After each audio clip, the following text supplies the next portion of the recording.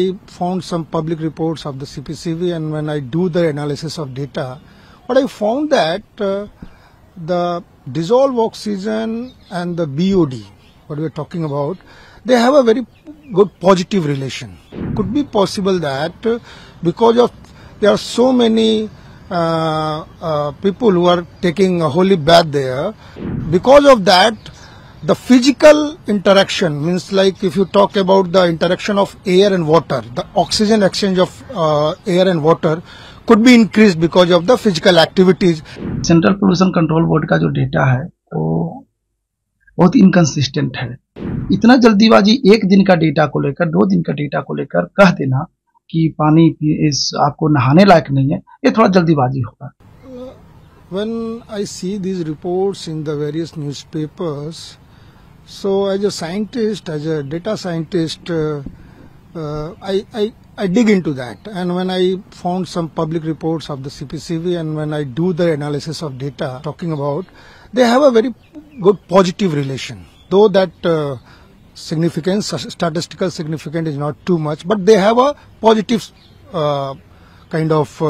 relationship. Whereas if you go to the any literature, and especially for the sewage water or where the untreated sewage water is dumped, you will see these two parameters are negatively correlated. So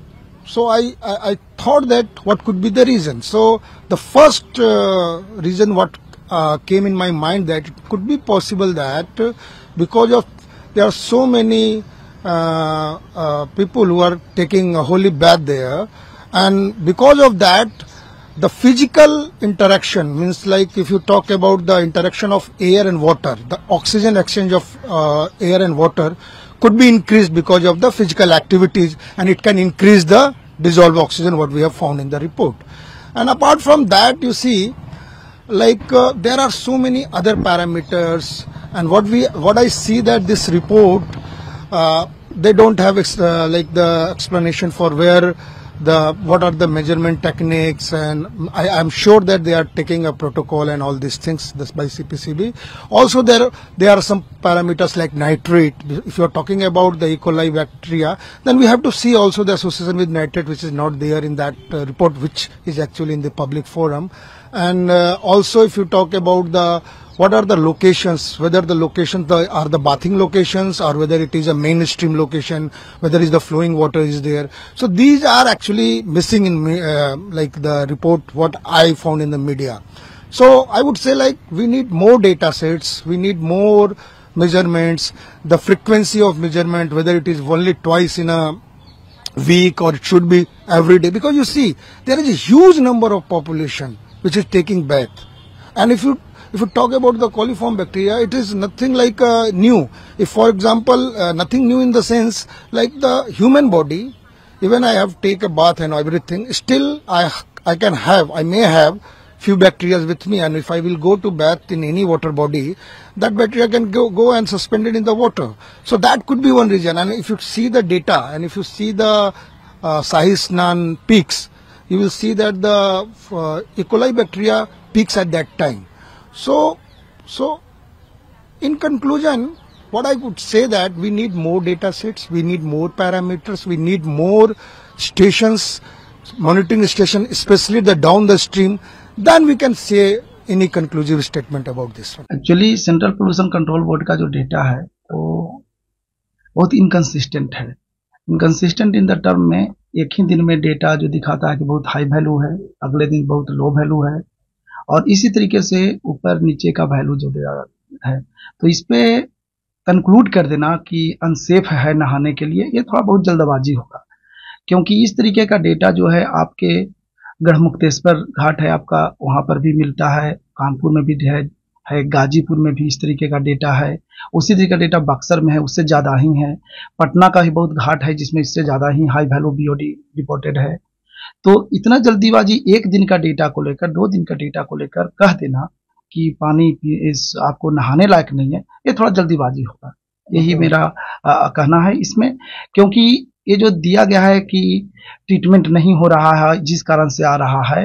तो ऐसा नहीं है, बहुत reason से हो सकता है कि उसका बीओडी वैल्यू हाई हो सकता है। उसमें से एक रीजन ये भी होता है कि लोग एकत्र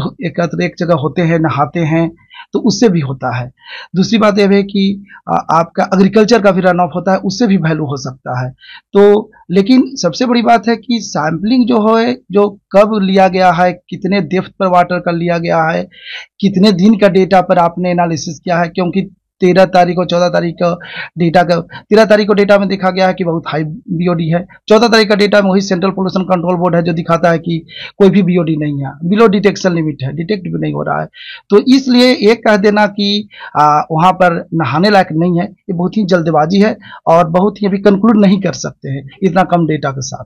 कुंभ की बात मैं कर रहा हूँ, इलाहाबाद जो प्रयागराज में जो कुंभ हो रहा है उसके बारे में बात कर रहा हूँ कि अभी जल्दबाजी होगा उस पर कोई भी कंक्लूड करना कि नहाने लायक पानी नहीं है। जहाँ तक कुंभ में अभी जो चर्चा चल रही है कि ये पानी सीवेज से ट्रीट किया जा रहा है, नहीं किया जा रहा, और उसको ऐसे ही गंगा में प्रवाहित कर दिया जा रहा है, मेरा ऐसा मानना है कि जो इकोलाई काउंट है, जिसका जो सीपीसीबी गवर्नमेंट की रिपोर्ट में भी मेंशन्ड है,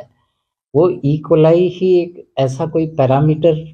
नहीं कहा जा सकता कि वो सिर्फ और सिर्फ फीकल मैटर से ही आ रहा है पानी में। उसके कई और कारण हो सकते हैं, टेम्परेचर के साथ भी वो उसका अमाउंट घटता बढ़ता रहता है। और जहाँ तक सीपीसीबी की रिपोर्ट है, उसमें रिपोर्ट में काफ़ी कुछ पैरामीटर्स ऐसे हैं जो दिखाए या बताए नहीं गए हैं, हो सकता है उनकी रिपोर्ट में हो, लेकिन जो हम लोगों को अभी तक जो रिपोर्ट अवेलेबल है उसमें वो सारे पैरामीटर्स नहीं हैं जो सीधे सीधे ये इंडिकेट करें कि ये सारा जो भी फीकल कोलिफॉर्म आ रहा है वो मतलब ह्यूमन एक्सक्रीटा या वेस्ट की वजह से आ रहा है। तो इसलिए अगर वो रिपोर्ट शायद पूरी तरह से जब सामने आएगी तो उस पर बोल पाना, सही ढंग से बोल पाना उचित होगा। लेकिन आज के समय में जितना भी डेटा अवेलेबल है उसके बेसिस पे ये कहना कि ये सिर्फ और सिर्फ ह्यूमन एक्सक्रीटा या सीवेज की वजह से आ रहा है, मेरा मानना है कि इसमें और तथ्यों के साथ अगर रिपोर्ट सामने आती है तो उसमें हम सही जानकारी दें।